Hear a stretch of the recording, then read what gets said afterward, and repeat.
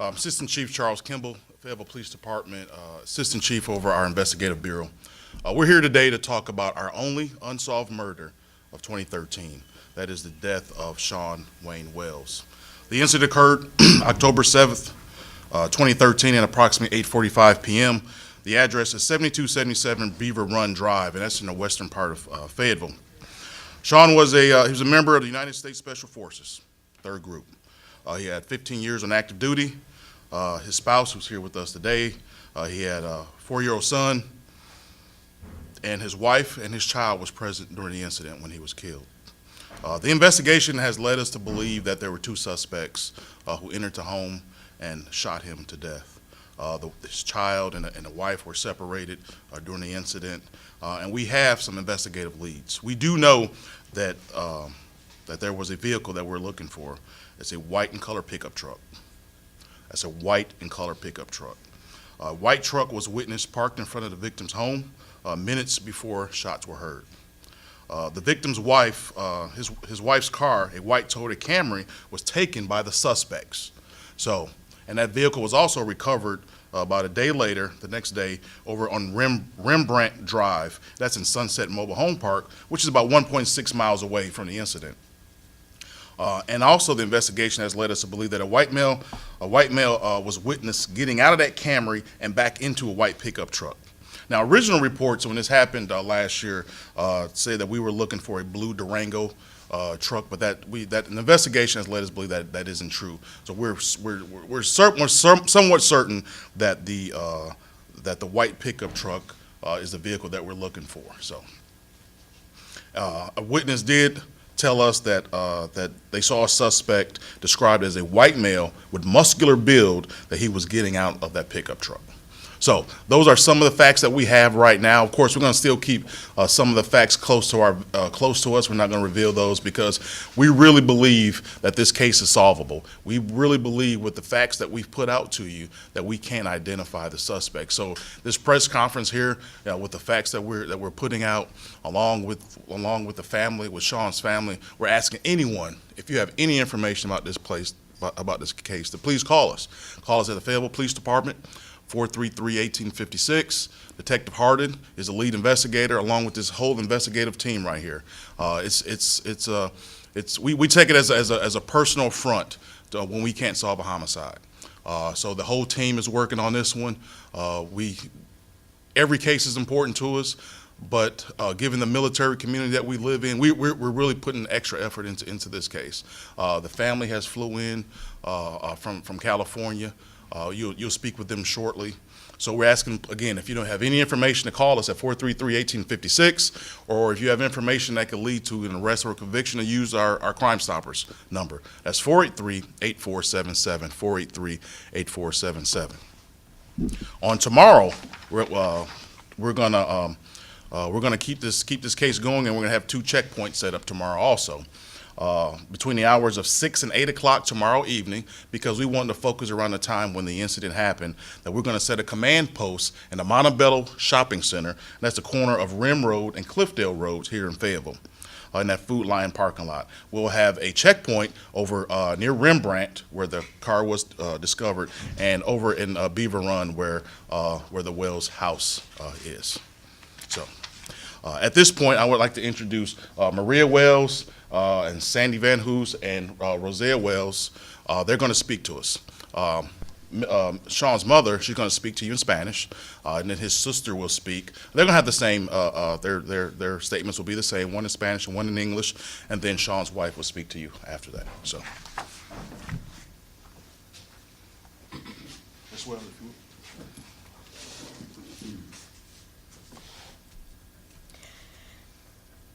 Mi familia y yo estamos pidiendo ayuda al público para que sepa algo sobre este asesinato. Por favor, llame al departamento de policía si sabe algo, aunque sea pequeño, que pueda ayudar a resolver este caso. Este asesinato fue una obra deliberada, horrible y brutal. Y nadie merece morir de esta manera. Shawn amaba a su familia, amaba su trabajo y amaba la vida. Su ausencia nos ha dejado un vacío horrible y lo extrañamos muchísimo. Por favor, ayúdenos a encontrar a los culpables para que reciban su merecido. Y no podemos permitir que ellos anden por las calles cometiendo fechorías. Por favor, público.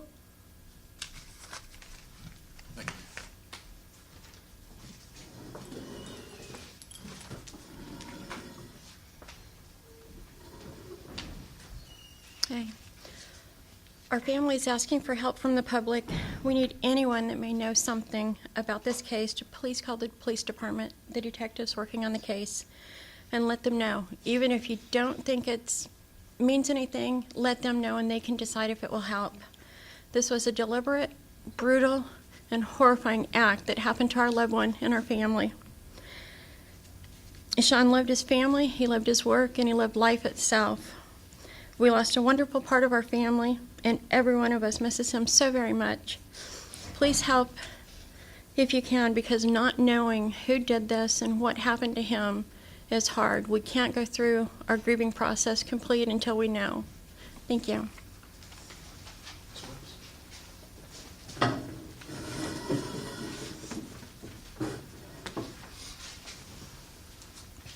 Yo lo único que les puedo pedir, por favor, es su ayuda para encontrar a quien hizo esto, porque lo único que necesito es volver a vivir con tranquilidad, especialmente para mi hijo, porque me es muy difícil para mí responderle qué es lo que le pasó a su papá cada vez que me pregunta diario por qué no podemos ir a su casa,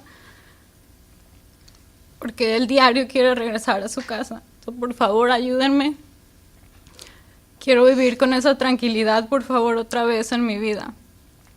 No es justo que estos criminales estén sueltos y es lo único que les pido. Si alguien tiene información, por favor, díganla. De verdad se los pido. Gracias.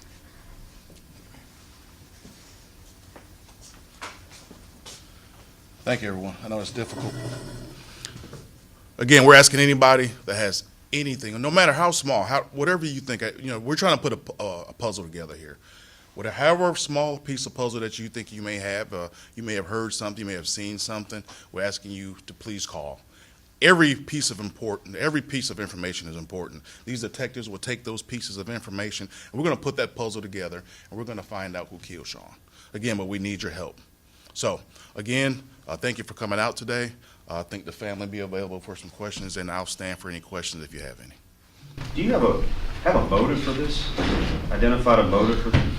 We haven't. We're working on different theories, but the car is key. The car was recovered. Ms. Wells' car was recovered, so that's give us a little bit of evidence. But we're really looking for the people that were inside of that car. Have you got any kind of description on those people? Besides the muscular white male that was seen getting out of the car, out of one car and into the other, that's what we have so far. Was this like a home invasion type of thing? Yeah, the information. Yeah, what we have right now, we have two suspects entered the home. Their faces were covered. We do believe that one had a long gun, a rifle, some type of rifle, and the other had a handgun. So that's what we have right now. How did they get into the home? Did they barge through the front door? Yeah, the door was forced open, and that's what we have right now. You said that you don't believe it was random, or at least that's what the press releases have said. I can remember that press Was that they didn't believe it was random? So I was just curious if you could expand on that. Was that an original press release or the one we put out? I can't remember if we said that or not.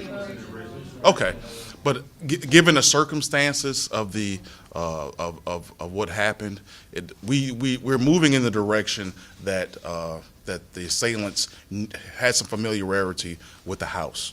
So, Any indication as to why he might have been targeted? None at all right now. And, we're looking at all theories, and that's what these guys are going to do. These guys take different theories and run with them until we can prove it or disprove it. So he was in the military, so we're looking at all of those angles. We're looking at some of the things in his social life. So we're just looking into his background and trying to find out if there's any clues there.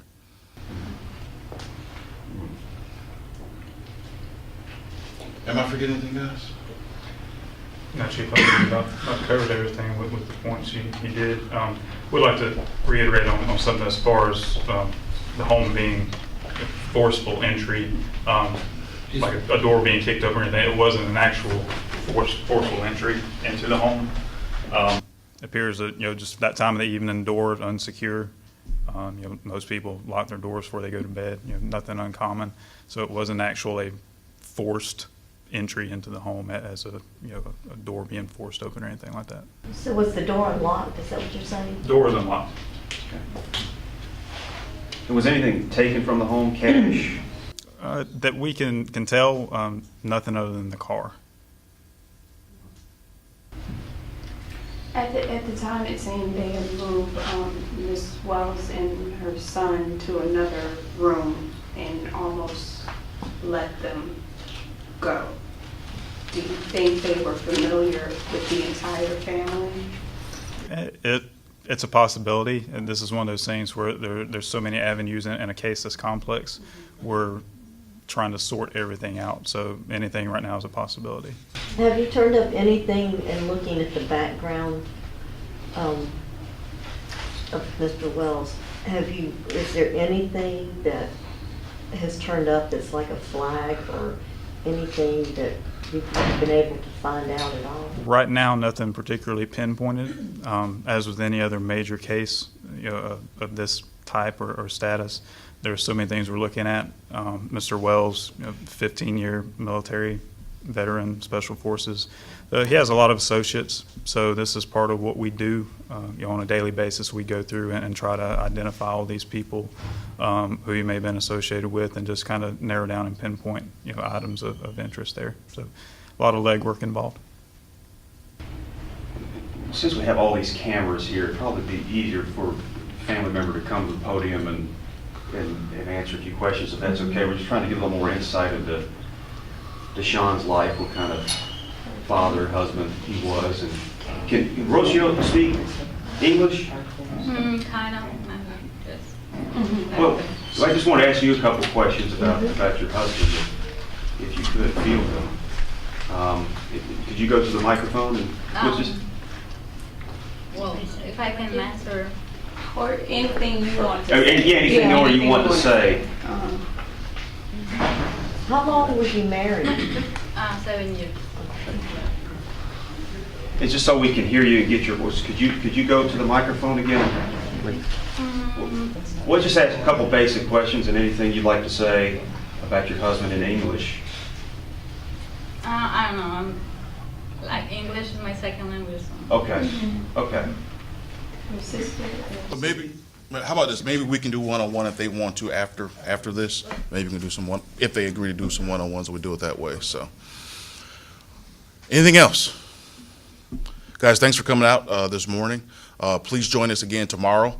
Command post will be set up at the Montebello Shopping Center. That's corner of Rim, 6 to 8 tomorrow. And we will have officers officers detectives at both spots on Rembrandt and Beaver Run. So, thank you for coming out.